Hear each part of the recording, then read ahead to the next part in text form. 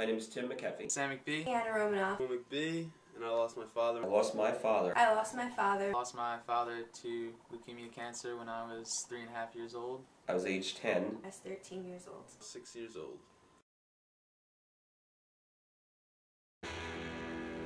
Losing your mom or dad at any age is a horrible thing to deal with. It just happens to be even more horrible when you're a kid. My name is Alex Rakowski, and I lost my father when I was just 14 years old.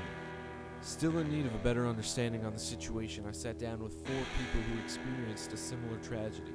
Through a series of questions, I picked their brains about the death of their loved ones and put it into chapter form, with each chapter representing a different subject surrounding the death. This isn't just a documentary, this is a learning experience for myself and everyone involved. This is Mt.Pleasant. Chapter 1.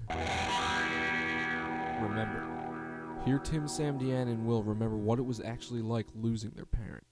I remember the moment vividly. I remember my sister and I, she's a year younger than me, we were in the back bedroom, and my mother came home and said, "Kids, God took Daddy's soul to heaven." I knew he was really sick, and he was always in his bed, and like we had nurses and stuff here, and I just remember like my mom telling us to say goodbye to him the day he died, and like that's really the only time I think we might have been told that he was actually dying. I'm not sure if my mom even told us that he was dying. He was diagnosed with cancer, and then 2 years later, that's when he became really sick.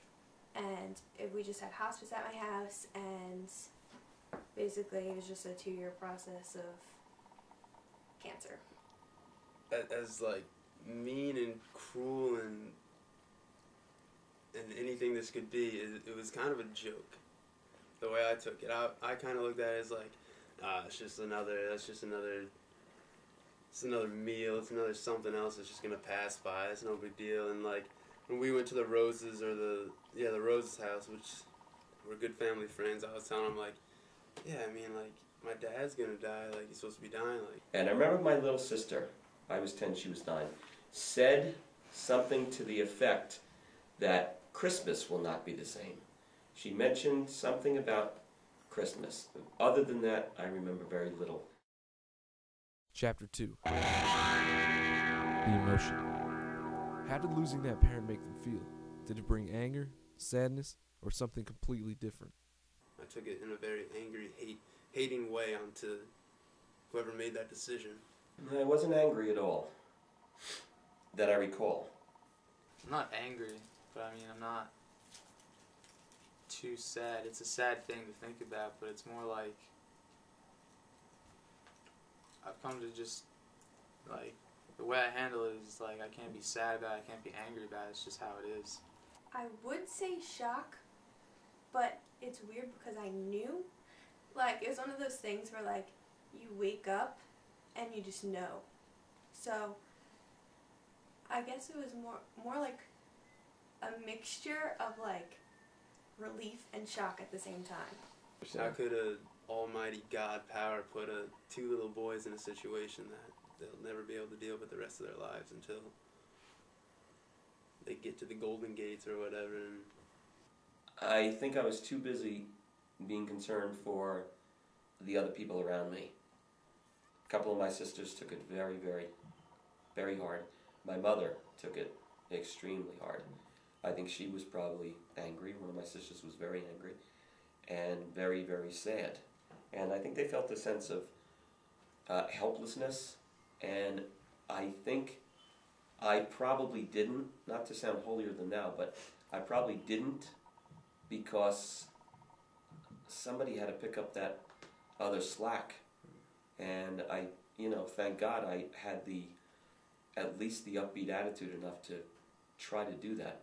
Realizing like all the fucked up things that happen, it's just like, how could someone who displays so much emotion onto people and supposedly loves everyone on earth put so much hatred and so much sadness into a little boy's heart? Like, it just didn't make sense to me. Chapter 3. Medicine. In such a horrible situation, what can a kid do to deal with it? What was their medicine? I don't know, I just never let it, like, bother me, I guess. Like, since I lost him at such a young age, it was just like, my whole life had been doing things without a father, so it's not like I had a father for a long time and then lost him and then I had to, like, go through some drastic change. It helps a lot to have somebody there with you that can just take your mind off of it. Just got more and more pissed off. People I grew up with on our street, on our block, 3 of us or 4 of us lost our fathers right around the same time. It was kind of bizarre, actually. And we kind of all grew up in the neighborhood without fathers. And I think we pretty much accepted it as just a fact of life. So I guess from the beginning, I had a sense of acceptance. Definitely helps to have someone who's doing the same thing as you.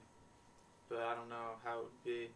I'm not really sure what the difference would be without him. I'm sure it would be different, but I don't know. Got bottles of Coke and Mentos and just went in my backyard and blew up Coke. We had nothing to compare it to. We, life for kids anyway is bizarre, and we just thought it was part of a bizarre lifestyle. My dad rode a unicycle, and I've always wanted to get a tattoo in remembrance of him, so I decided to slap him on a unicycle, put some shades on there, get it on my forearm. Chapter 4. The message. In our final chapter, we stray from the negative and look at what positive lessons a loss like this could teach. You become your own person no matter what. There has to be a positive side to it. I mean, not on the outside, because on the outside you see, man, this 13-year-old girl lost her father, she must be distraught. But I think the positive side would be having the opportunity to appreciate everybody else in your life even more. Learning to overcome the loss has taught me more than I think any other kid that we know that hasn't experienced that could ever possibly learn.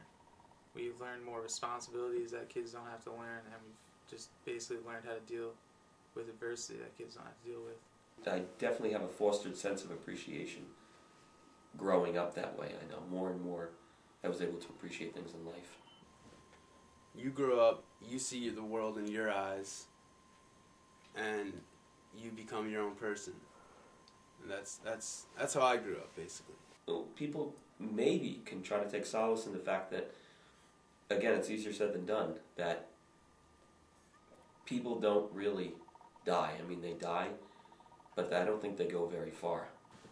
Just I feel like so many of the things that I've done, I wouldn't have been able to do, like good things that I've done, wouldn't have been able to do without realizing that I've overcome one of the worst things that people fear, which is losing your parent or growing up without a parent.